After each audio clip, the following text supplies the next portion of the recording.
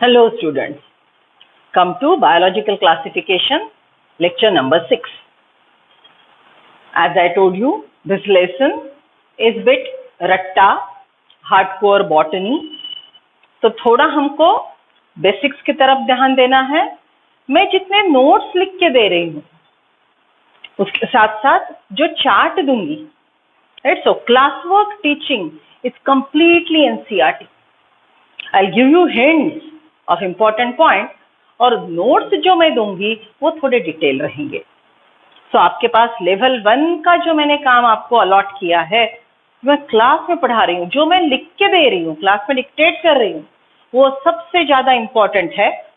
वो पहले करेंगे आप, और उसके बाद वो जब आपका अच्छे से हो जाए तो आप नोट्स की तरफ जाइए जो थोड़ा डिटेल में रहेगा.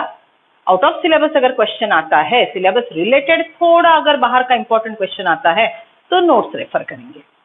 First priority NCERT. So see, as we know that the kingdom Protista includes eukaryotic unicellular, okay, all eukaryotic organisms which are having unicellular body organization, जिसमें टिश्यू ऑर्गेनाइजेशन नहीं है, मल्टीसेल्युलर स्ट्रक्चर नहीं है, राइट, कंट्रोल एंड कोऑर्डिनेशन नहीं है, बस eukaryotic cell है. तो ये शब्द अच्छे से सुनो. Within a cell organelles are there, mitochondria, chloroplast, true nucleus.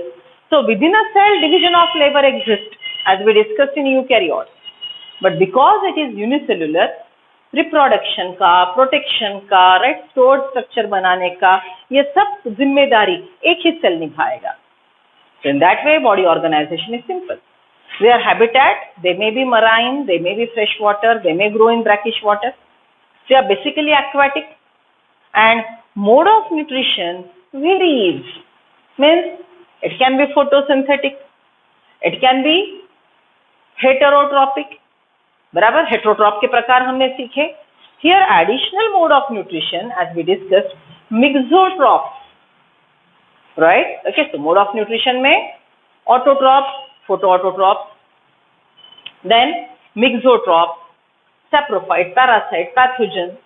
Okay, और मिक्सोट्रॉफ एक वेरी इंपॉर्टेंट, दैट इज अगर लाइट अवेलेबल है तो फोटोसिंथेसिस करेगा, लाइट अवेलेबल नहीं है तो वो heterotrophic mode of nutrition continue करेगा, right. So this is what is kingdom Protista is briefly described as.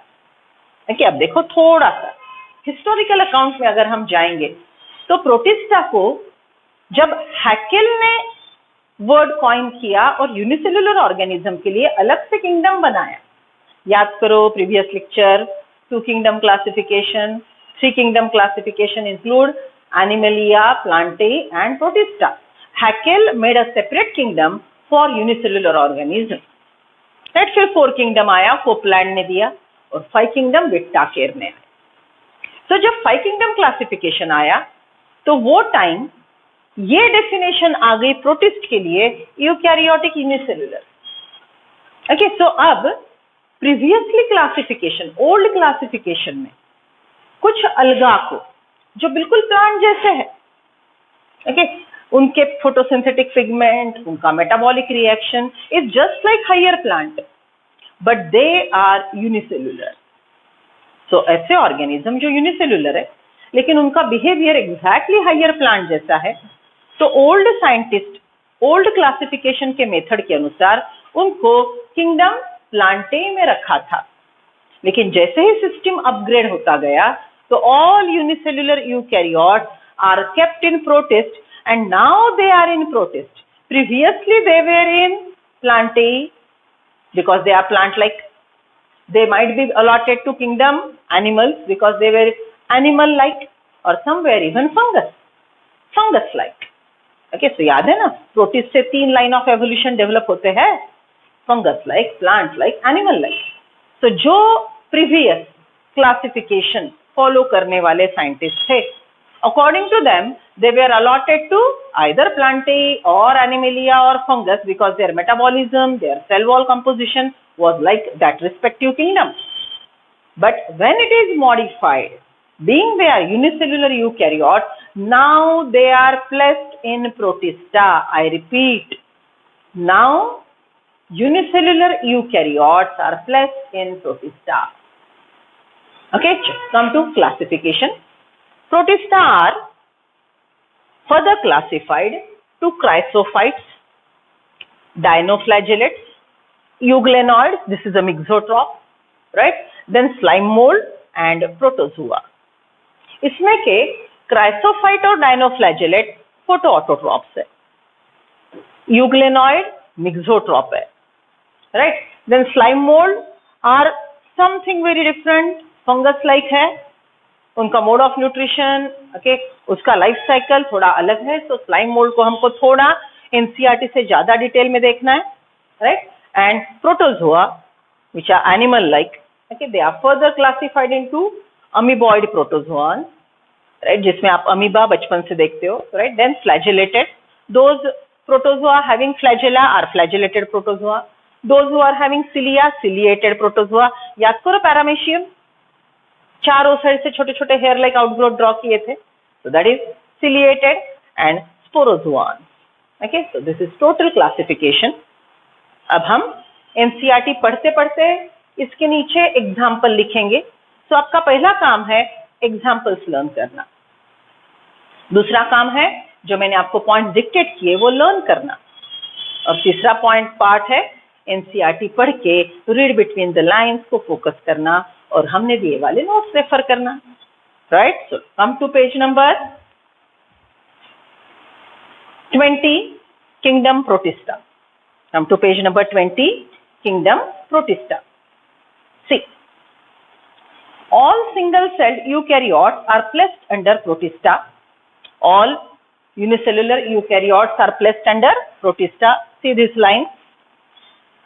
But boundaries of this kingdom are not well defined. ये kingdom के boundaries previous classification और new classification के अनुसार बहुत clearly defined नहीं थे, which may be photosynthetic protista to be one biologist, may be a plant to another. Unicellular protist जो higher plant जैसा photosynthesis करवाता है, वो एक साइंटिस्ट को लगता था कि प्लांट्स में रखना चाहिए, तो दूसरे साइंटिस्ट को लगता था कि उसको प्रोटोजोआ में प्रोटिस्ट में रखना चाहिए. So there is again a conflict. There was confusion even with scientists. Okay, so I repeat. What may be a photosynthetic protistian to be a biologist may be a plant to another. एक को लगता था वो plant है, तो दूसरे को वो लगता था नहीं प्रोटिस्ट है. In this book we included, protist की बुक में हमने कौन से इंक्लूड किए हैं?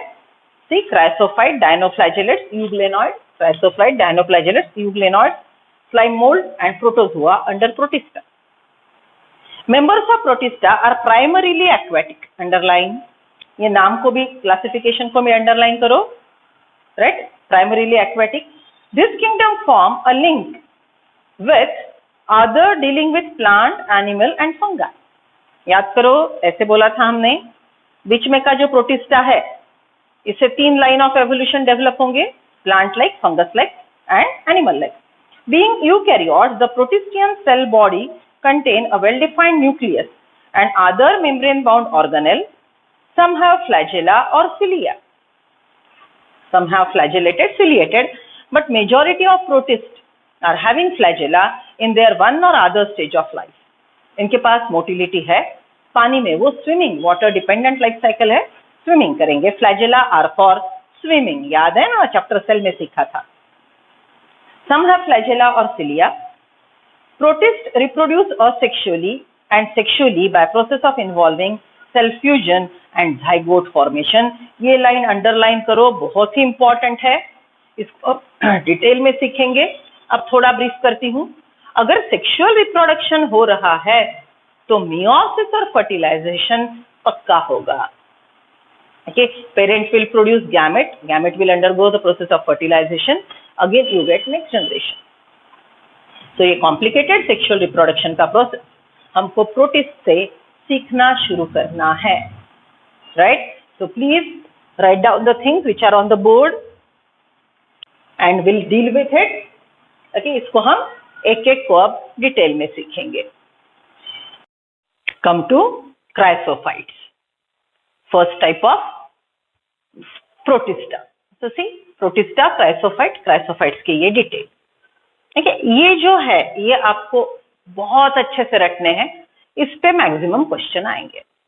Let's see, it is unicellular, eukaryotic, free floating, mainly marine, can be in fresh water, right. They are like a shell. ये जो सेल है इनको सेल वॉल है, अंदर सेल है, living cell. So outer most cell wall, अंदर plasma membrane, nucleus. ये जो दो शेल है ये सोप के जैसे एक दूसरे में फिक्स होते हैं, राइट। और अंदर जिंदा सेल है। ये ऊपर का सेल वॉल इसको रिजिडिटी देता है, टफ कवरिंग देता है, जिसकी वजह से अंदर प्रोटेक्शन होगा। और ये बाहर का नॉन डिग्रेडेबल केमिकल सिलिका से बना है। So when this diatom, okay, when this diatom, one of the example of chrysophyte is diatom.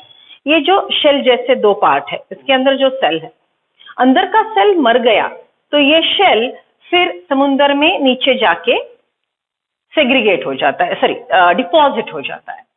It forms a thin covering, but over the years हजारों करोड़ों डायटम्स जो पानी में है, क्योंकि वो मर जाएंगे, अंदर का सेल वो जाके डिपॉजिट हो गया तो नीचे डायटमेशियस अर्थ बनती है। देखो टेक्सोनॉमी का पर्पज याद है, लिविंग वर्ल्ड टेक्सोनॉमी में हमने सीखा था why we study taxonomy, why we go on identifying variety of organism.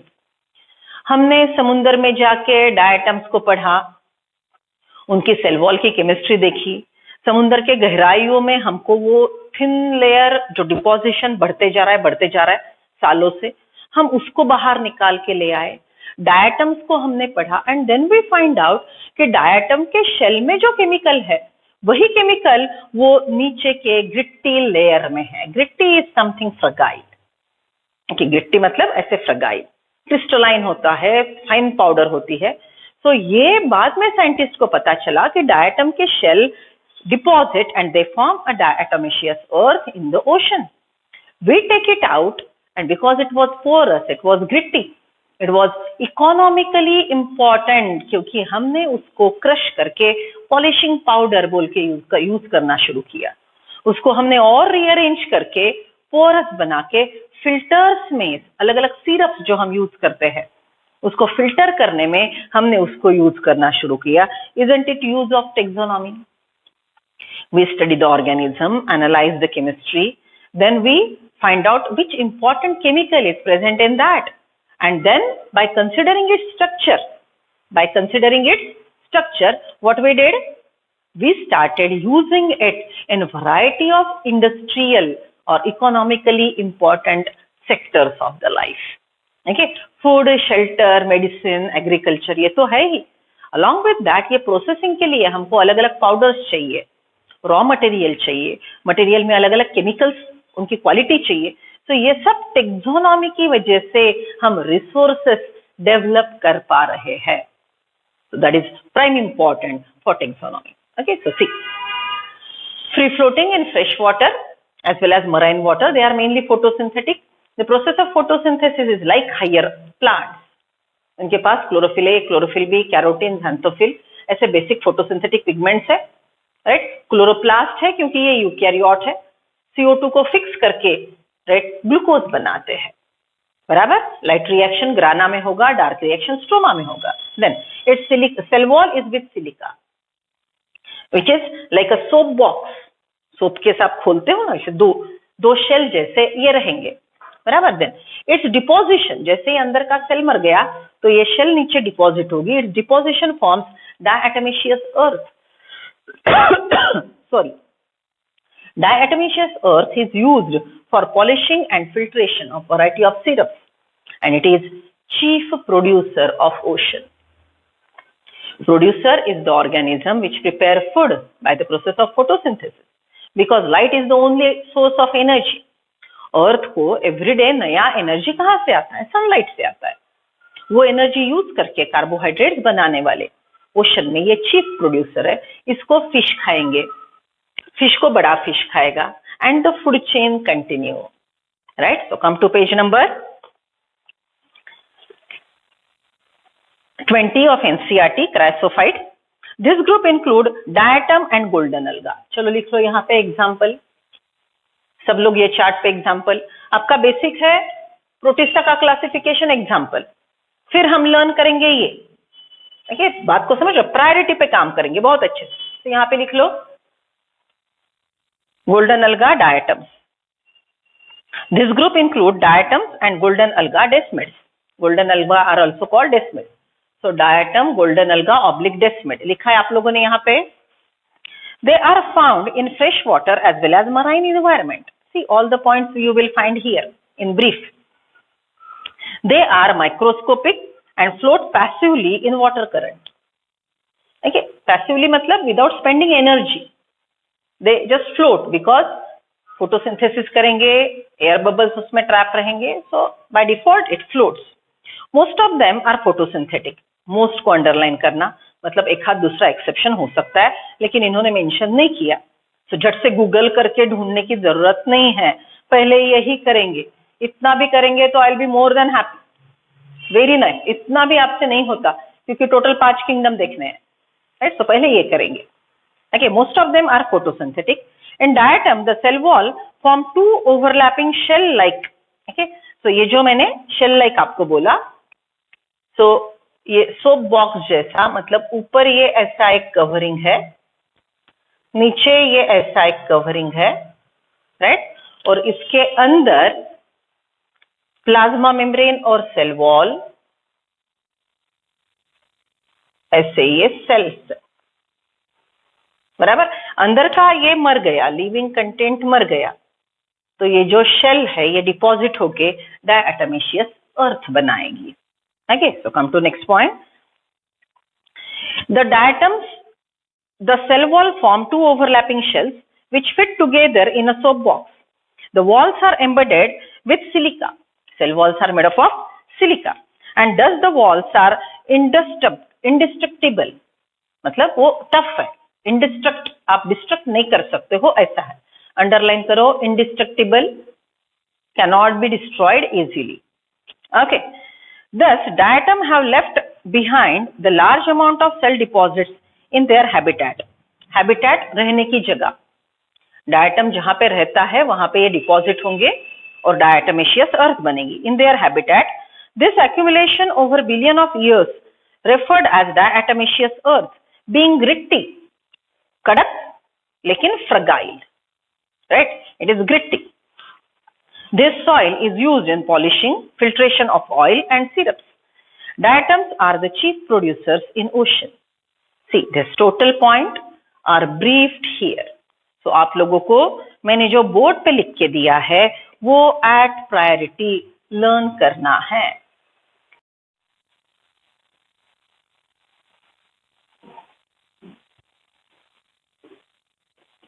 See this, dinoflagellates. Kingdom Protista के डायनोफ्लैजेलेट्स, नाम को अच्छे से देखो, dino, di, two, flagellates. They have two flagella. They are basically marine.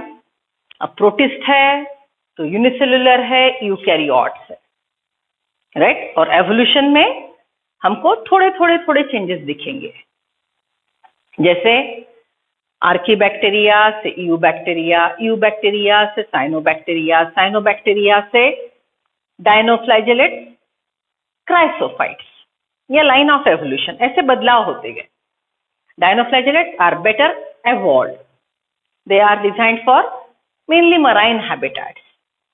नाम के अनुसार उनके पास दो फ्लैजेला है, एक transverse as lengthwise. Okay, abundantly marine life में वो अवेलेबल है। ओके, प्रोड्यूसर्स है। फोटोसिंथेटिक पिगमेंट के प्रकार इनके पास ज्यादा है, red, yellow, green, orange, right? ये प्रकार के मोर evolved type of photosynthetic pigments are present. Sometimes the number of dinoflagellate in the ocean increases huge and color of the ocean changes. If that red colored guano lax increases in number, then it causes red tide. उसका खुद का colour red है, उसकी वजह से इतना number बढ़ गया तो समुंदर रेड कलर का दिखाई देगा। Some show bioluminescence. Bioluminescence, याद आ रहा है ये शब्द? What is bioluminescence? See, you might have studied or you might have seen the jugnu, right? It's like firefly जैसा जो कल रात को चमकता है. So they are converting ATP to light energy. It is bioluminescence. So some dinoflagellate are providing that bioluminescence, and when the ship crosses the ocean, because of that movement of the water, the ocean glows. So they are also ample in number. They are abundant. Okay, चलो go through it. ये chart देख लो सब लोग. NCERT के main points इसके पास है. NCERT के main points यहाँ पे हमने ब्रीफली लिखे हैं. Right, see first one, it is marine photosynthetic photoautotrophs. Second one, it has yellow, green, brown, red photosynthetic pigments. It has two flagella. First one is longitudinal. तो जो cell है, आप NCERT पे डायग्राम दे सकते हो. Page number 21 old book का. New में अगर मॉडिफाइड है तो देखो वहां पे डायग्राम दिया है. देखिए इसके पास दो प्रकार के फ्लैजेला है, एक lengthwise and other one is transverse. One is longitudinal and transverse. Guanulax causes red tide. It is toxic to marine life. It produces such chemicals which are lethal, or they act as killers, and other marine life is impacted by that. And additional word I am trying to teach you here, it is mesokaryote. Prokaryote, eukaryote, ये दोनों के बीच का मेसोकैरियोट. इसके primitive कौन है? Cyanobacteria. ठीक से सुनो. मोस्ट प्रिमिटिव लाइफ आर्कीबैक्टीरिया, फिर एवॉल्व हुए यूबैक्टीरिया, फिर फिलामेंटस साइनोबैक्टीरिया, उनसे डेवलप हुए काइसोफाइट्स. Right, okay. ये जो प्रोकैरियोट टू यूकैरियोट ट्रांजिशन है, इसके बीच में आते हैं ये मेसोकैरियोट्स. इनके डीएनए में हिस्टोन प्रोटीन नहीं होता. यूकैरियोटिक डीएनए के पास कॉइलिंग पैकेजिंग के लिए हमेशा हिस्टोन प्रोटीन होता है, इसके पास नहीं होता. So it is considered as mesokaryotes. Right? Okay. So this is how the points are come to NCERT. These organisms are mostly marine and photosynthetic. They appear yellow, green, brown due to blue or red depending on the main pigment present in the cell. Variety of pigments are there. Whichever is dominant, जो pigment का number ज्यादा, वो colour organism को दिखेगा. Their cell wall has stiff cellulose plate on their outer surface. Most of them have two flagella. One lies longitudinally and the other transversely in a furrow between the cell plate. NCERT की diagram एक बार देख लो. We'll draw, practice it one time क्योंकि diagram based question भी आ सकते हैं. Then most of them have two flagella. We read it. Very often red dinoflagellate, example Guanulax, undergo such rapid multiplication that they make the sea appear red, causing red tide. Toxins released by such large number may even kill other marine animals such as fishes. Right? So this is what is example में यहाँ पे लिख लेंगे आप. Dinoflagellate example लिख लो Guanulax. जब additional information revision होगा तो दो एडिशनल नाम और सीखेंगे. Right now we are discussing NCERT. So write down this point and write down meaning of mesokaryote. It is present between prokaryotes and eukaryotes because histone protein is absent in the packaging of DNA. DNA coil होता है ना, DNA, nucleosome fibre, solenoid fibre, chromatin fibre, ये packaging के दरमियान जो histone है, वो histone ये मेसोकैरियोट्स के पास एब्सेंट है. Right, right down the points.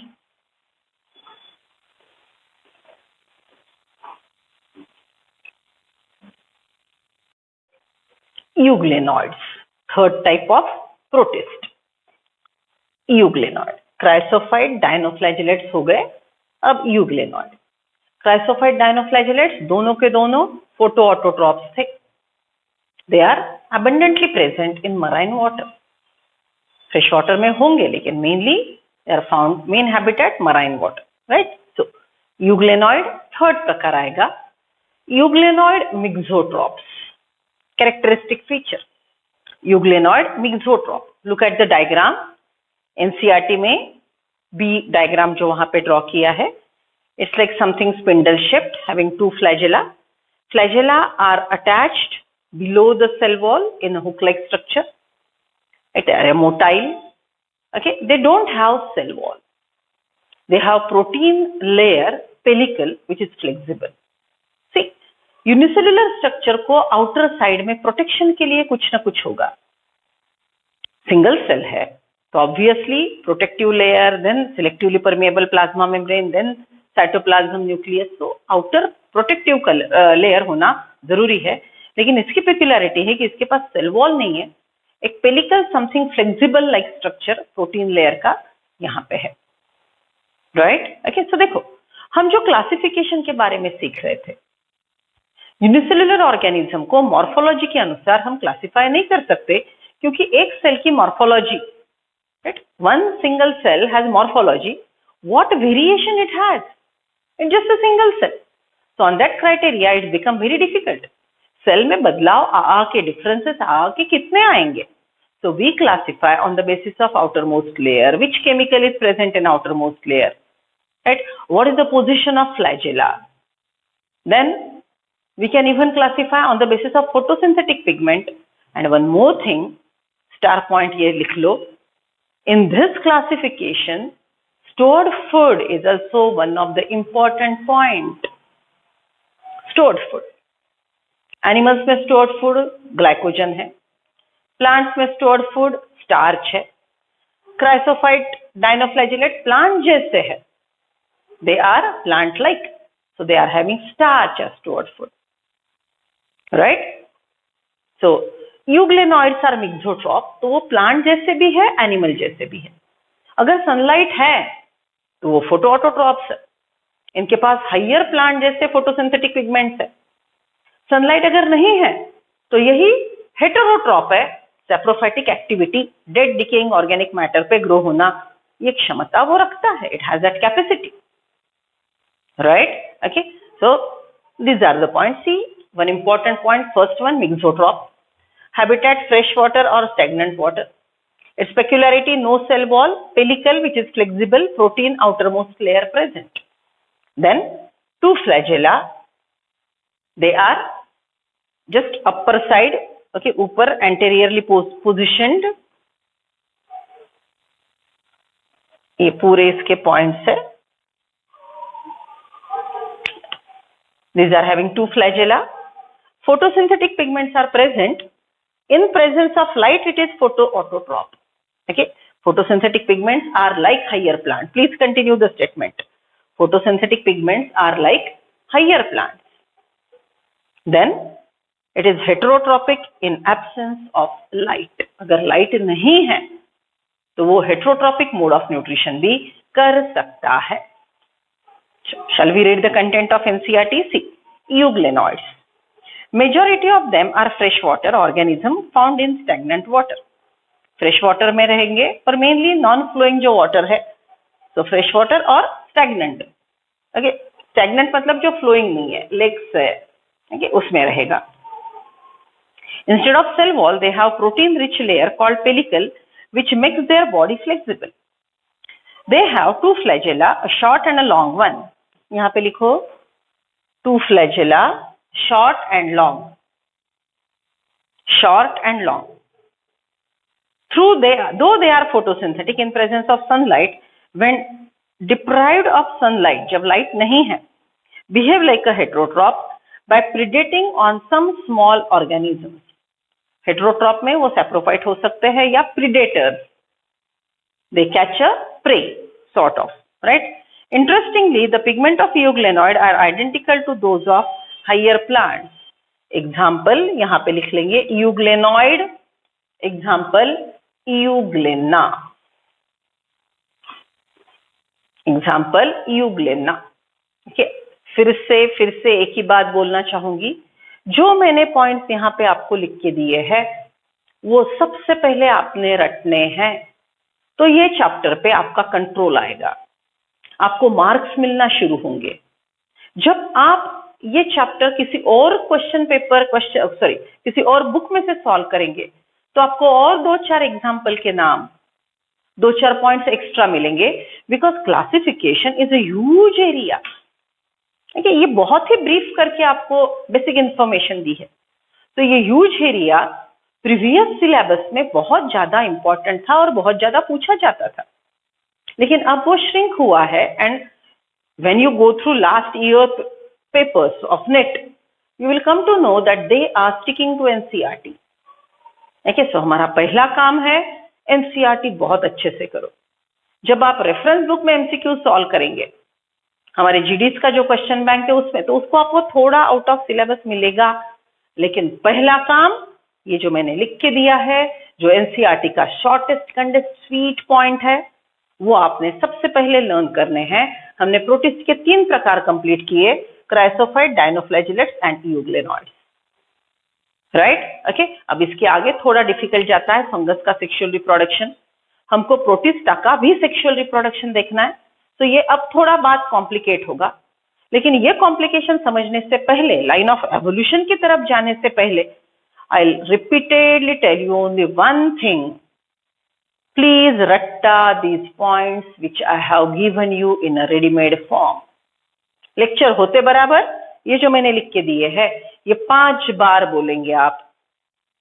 जो मैंने लिख के दिए हैं वो 5 बार बोलेंगे, लाउडली बोलेंगे, like euglena mixotroph mixotroph, euglena mixotroph mixotroph. बोलो मेरे साथ, habitat fresh water stagnant water, fresh water stagnant water, no cell wall proteinaceous flexible pellicle, no cell wall proteinaceous flexible pellicle, 2 flagella present, 2 flagella present, photosynthetic pigments present like higher plant, photoautotrop in presence of light, photoautotrop in presence of light, heterotrop predator in absence of light, what is that, predator in absence of light, okay, heterotropic in absence of light, okay। तो ये जैसे रट्टा मारेंगे, example euglena, ये पहले basic करो, अपने आप मार्क्स आएंगे। और जैसे जैसे रिवीजन करते जाएंगे, हमको कॉम्प्लिकेटेड बातें समझ में आना शुरू होंगी। So don't go for very deep studies of classification, first NCERT, please remember. चलो अब रट्टा कंप्लीट कर लेते हैं। कल आपने हर चीज मेरे साथ 2-2 बार बोली, right. We have completed chrysophyte, dinoflagellates, यूग्लेनॉइड।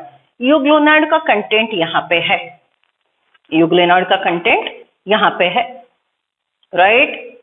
चलो अब उल्टा चलते हैं, euglenoid, then dinoflagellate, then chrysophytes, and then will recollect, बराबर। तो सबसे पहले ये जो बात है, मेरे साथ हर चीज 2-2 बार बोलेंगे। बोलो, euglenoid, example Euglena, start. Euglenoid, mixotroph, habitat fresh water stagnant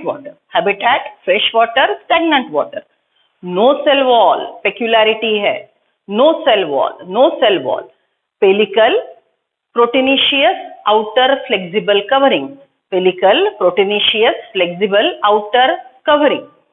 to flagella towards one end, anterior मतलब ऊपर के साइड में, two flagella at one end, then photosynthetic in presence of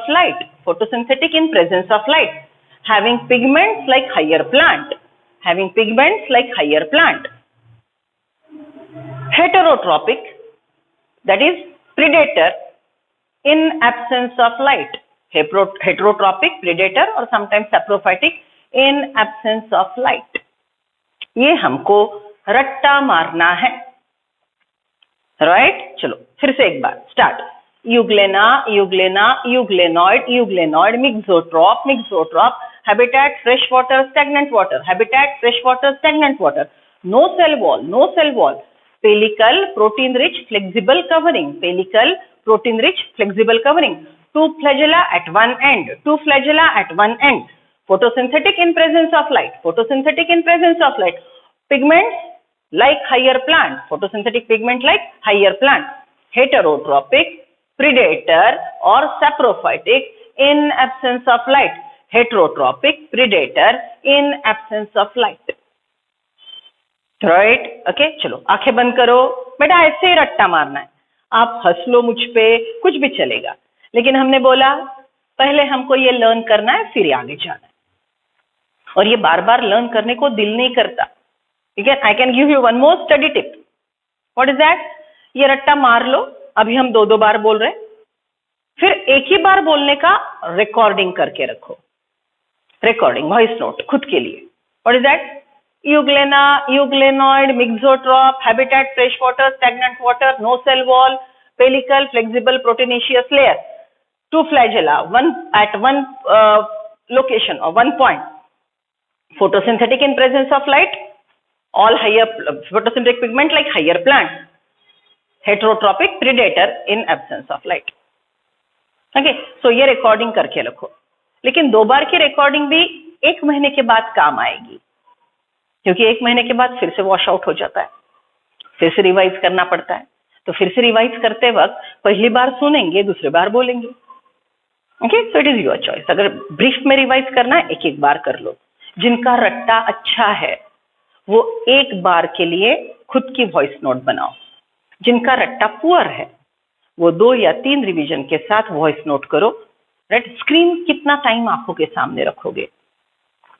okay, थोड़ा एक्सरसाइज कर रहे हो, इधर उधर घूम रहे हो, घर में छत पे टहल रहे हो, ओके, वैसे भी ईयरफोन तो लटके रहते हैं, one of the organ of your body. Sorry paternal talk, okay, mummy जैसे बात कर रही हूँ, आई नो, लेकिन उसको ऐसा भी यूज किया जा सकता है। ओके, किसी ने टोका ना घर पे, ये क्या लटक रहा है, झट से वॉल्यूम वो स्पीकर लगा लेना, बताना ये क्या सुनाया जा रहा है, पढ़ाई हो रही है, माहौल बदल जाएगा घर का, because you are studying in different way. These are the different way. एक ही एक बोर होता है, बुक लेके बैठो, पढ़ते रहो, लिख के देखो, you can revise it like that. चलो, हो गया इग्लोनाइड। या come to dinoflagellate. Start. Dinoflagellate, dinoflagellate example क्या है इसका? गुआनियोलैक्स, गुआनियोलैक्स, dinoflagellate, dinoflagellate, गुआनियोलैक्स, गुआनियोलैक्स, marine photosynthetic, marine photosynthetic, different types of pigment, yellow, green, orange, red present, different pigment present, different photosynthetic present, cell wall cellulosic, cell wall cellulosic, 2 flagella, one longitudinal, other transverse, 2 flagella, one longitudinal, other transverse. Red dinoflagellate, guaniolax causes red tide, toxic. Red dinoflagellate, guaniolax causes red tide, toxic, which is toxic to other, right? And it is mesokaryote. It is mesokaryote. ठीक है, बोलेंगे एक बार फिर से, चलो start.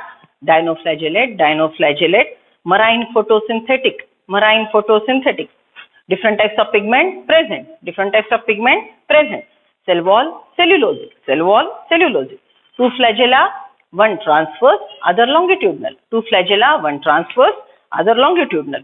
Red dinoflagellate, guaniolax causes red tide, guaniolax causes red tide, toxic to other organism. It is mesokaryotic because no histone, mesokaryotic because no histone with DNA. ये रट्टा part. चलो अब दोनों को कंपेयर करते हैं, दोनों को कंपेयर करते हैं।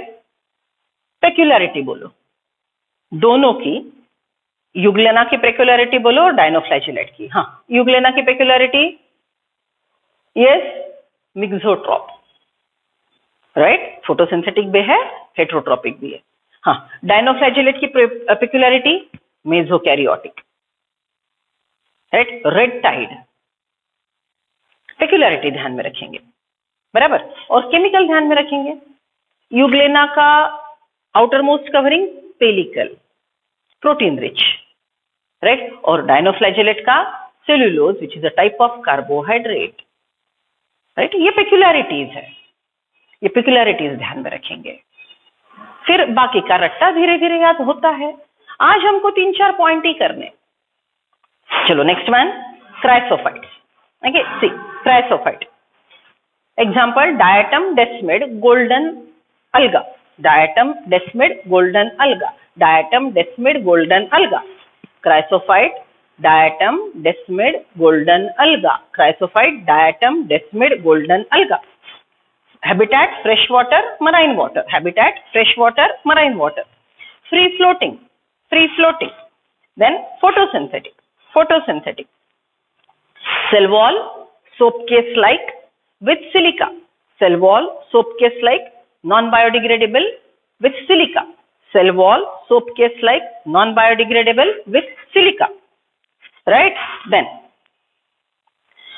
it is indestructible, non-degradable, indestructible. Cell wall deposited after death, forming diatomaceous earth. Cell wall deposited after death, forming diatomaceous earth. Diatomaceous earth, which is rich with silica, is being gritty, helpful in filtration and polishing powder. Help in filtration and polishing powder. Right? And diatom, chief producers of aquatic ecosystem. Chief producers of aquatic ecosystem. ऐसे रटना है. सब लोगों को 2 minute video pause कर दो. Video pause कर दो. मैं आपको 2 मिनट 3 मिनट के रिवीजन के बाद देखते हैं कितना याद आ रहा है. रेडी? सब लोग फुल फोकस करके तीनों 5-5 बार बोलना है. आंखें बंद करके रिकलेक्ट करना है. आपके पास हर एक के लिए 1-1 मिनट है. ऐसा ही पावरफुल स्टडी करेंगे. बेकार में आधा घंटा लेके नहीं बैठना है. 1 मिनट में लर्न होना चाहिए. या pause the video. Done? Ready? अबे चलो एक एक्सरसाइज. सब लोग, कोई डायग्राम रिकलेक्ट नहीं करेगा. कोई रिकलेक्ट नहीं करेगा यूग्लेना कैसे दिखता है. कोई नहीं रिकलेक्ट करेगा. अरे सुनो मेरी बात, नहीं रिकलेक्ट करना है. आ रहा है ना आंखों के सामने. That is the thing. हाँ, कोई रिकलेक्ट नहीं करेगा कि डायनोफ्लैजेलेट के कितने फ्लैजेला होते हैं. कोई रिकलेक्ट नहीं करेगा. Right? See, your brain is a wonderful thing. This way that way it works. और ना सुनना तो उसका बड़ा पसंदीदा गेम है. खुद की नहीं सुनता, लोगों की क्या, मेरी टीचर की तो बिल्कुल ही ना सुनेगा. Stay focused, stay focused. This way that वे हमको करना है बच्चों. ये हमारे सिलेबस में है. पसंद आता है, नहीं आता है? अरे मार्क आते हैं, बड़े आसान मार्क है. Why I am spending this much time? देखो, टोटल पेपर में रट्टा कम से कम 15 से 20 क्वेश्चन होंगे. बॉटनी, जूलॉजी पकड़ के. ओके, जेनेटिक्स में नहीं आते. जेनेटिक्स में लॉजिकली होता है. राइट? ओके, तो जो रट्टा है वो क्वेश्चन आपको 1 सेकंड में आता है. If you know. अदरवाइज आधा घंटा भी याद करो, नहीं आता. So what is your job? रट्टा क्वेश्चन अभी प्रिपेयर करके चलो. तो 90 में से 20 क्वेश्चन जो रट्टा है हमने अभी कर लिए. राइट? 20 मल्टीप्लाइड बाय 4, 80 मार्क्स हमारे हो गए. और एक बेनिफिट है, इसको सिर्फ 1 सेकंड लगता है. मतलब ये 80 मार्क्स के लिए आपको सिर्फ 20 सेकंड लगेंगे. इसमें जो टाइम बचता है, ये टाइम आप डिफिकल्ट क्वेश्चन को, लॉजिकल क्वेश्चन को, जेनेटिक्स के लिए, कैलकुलेशन के लिए यूज कर सकते हो. और दिमाग में शांति रहेगी कि वो मैंने 1 सेकंड में सॉल्व किया. अब मेरे पास टाइम है तो मैं ये डिफिकल्ट एरिया को शांति से टाइम स्पेयर करने का पॉसिबिलिटी मेरा बढ़ गया. सो रट्टा अभी मेरे साथ. रेडी? चलो, सब लोगों को याद आ रहा है? Chrysophyte, dinoflagellate, euglenoids. सबसे पहले पेक्युलैरिटी बोलेंगे आप मुझे. सबसे पहले पेक्युलैरिटी. हाँ, क्राइसोफाइट्स की पेक्युलैरिटी. क्राइसोफाइट्स की पेक्युलैरिटी क्या सीखी थी हमने? सिलिका वाला shell, indestructible. That is one. Mainly photoautotrophs. लेकिन पेक्युलैरिटी में हमने वो सीखा था कि वो नॉन डिस्ट्रक्टिबल. डायनोफ्लैजेलेट की peculiarity, Gonyaulax, toxic. Right? Bioluminescence की बात भी मैंने की थी. यूग्लेनॉइड की दे आर मिक्सोट्रॉप और डायनोफ्लैजेट को हमने बोला था मेसोकैरियोटिक। ये पेक्युलैरिटी सबसे पहले, ठीक है। चलो देन, हाँ, क्राइसोफाइट के यूजेस क्या बोले थे हमने? क्राइसोफाइट के यूजेस, अब यूज और मतलब हमारे लिए फायदेमंद क्या है और हमारे लिए फायदेमंद क्या नहीं है, ये दोनों सीखेंगे। फायदेमंद क्या है और फायदेमंद क्या नहीं है, दोनों सीखेंगे। तो क्राइसोफाइट में आपको फिल्टर बनाने के लिए, पॉलिशिंग पाउडर के लिए डायटोमेशियस अर्थ मिलती है, right, which is because of chrysophyte का डिपोजिशन, उसका सेल वॉल का डिपोजिशन, राइट। डायनोफ्लैजेलेट का क्या है? हमारे इकोनॉमी के लिए या इकोसिस्टम के लिए वो हार्मफुल इफेक्ट कॉज करता है, that is red tide which is poisonous to other organism, बराबर, राइट, ओके। और यूग्लेनॉइड का इकोनॉमिकल इंपॉर्टेंस एज सच नहीं है, नहीं मेंशन किया, लेकिन वो photosynthetic as well as heterotrophic दोनों मोड ऑफ न्यूट्रिशन रखता है। सो यूजेस इसके बारे में हमको एनसीईआरटी में नहीं दिए। चलो कवरिंग, हाँ, क्राइसोफाइट का कवरिंग सोपकेस जैसा, silica rich outer, indestructible, non biodegradable, हाँ। डायनोफ्लैजेलेट्स का सेल्यूलोजिक, यूग्लेना का पेलिकल प्रोटीनेशियस, बराबर, पेक्युलैरिटी हो गई। फ्लैजेला, क्राइसोफाइट्स के बारे में फ्लैजेलेटेड होते हैं लेकिन वैरायटी बहुत ज्यादा है। डायनोफ्लैजेलेट के दो है, right, one lateral other one transverse. Euglenoid के दो है, एक बड़ा एक छोटा, एक ही लोकेशन पे, एंटीरियर पोजीशन पे, राइट। और पिगमेंट इनके पास क्राइसोफाइट के पास फोटोसिंथेटिक पिगमेंट है, डायनोफ्लैजेलेट के पास वैरायटी है, अलग अलग कलरफुल है, और यूग्लेनॉइड के पास हायर प्लांट जैसे फोटोसिंथेटिक पिगमेंट्स है। देखो, कंपैरिजन भी हो गया, रिकलेक्ट भी कर लिया, हमने क्या क्वालिटी की पढ़ाई की है वो भी हमने देख लिया। अब सब लोग चलो क्वालिटी चेक करो। अगर ये पॉइंट में से आपको अराउंड 60 to 70% अभी याद आ रहे हैं, जब मैंने पूछा, क्लिक हुआ आपको, okay, then you are doing really nice, क्योंकि 5 मिनट में सीख गए। जिनको 50% याद आया, बेटा थोड़ा फोकस करके करना पड़ेगा, और 50 से कम आ रहा है, सच में बोलो, दिल से कर रहे हो क्या? सच में बोलो, नहीं पसंद आ रहा है आपको, मैं ये क्यों करूं, ये दिमाग बिजी है उसी चक्कर में। बेटा सिलेबस में है, आपको करना है, ये करोगे तो मार्क्स मिलेंगे। I know you don't like the content, agreed, really sorry, आपको मैं बहुत तकलीफ दे रही हूँ, हरासमेंट चल रहा है, सॉरी। मार्क्स चाहिए ना, इससे ना, ये ऐसे रट्टा मारने से ना आराम से 20 मल्टीप्लाइड बाय 4 मार्क आ जाते हैं। Are you interested in marks? Okay, चलो, come out of all that conversation you have, हमको मार्क में इंटरेस्ट है, हमको आसान मार्क तो पहले चाहिए, agreed? So you are with me, promise? Okay, चलो रट्टा मार लो सब लोग। थैंक यू बेटा, thank you for tolerating me and tolerating this content. जिनको पसंद आया, समझ रहा है, आ रहा है, वंडरफुल, कंटिन्यू। जिनको नहीं आ रहा है, थोड़ा झेलना है। Thanks a lot.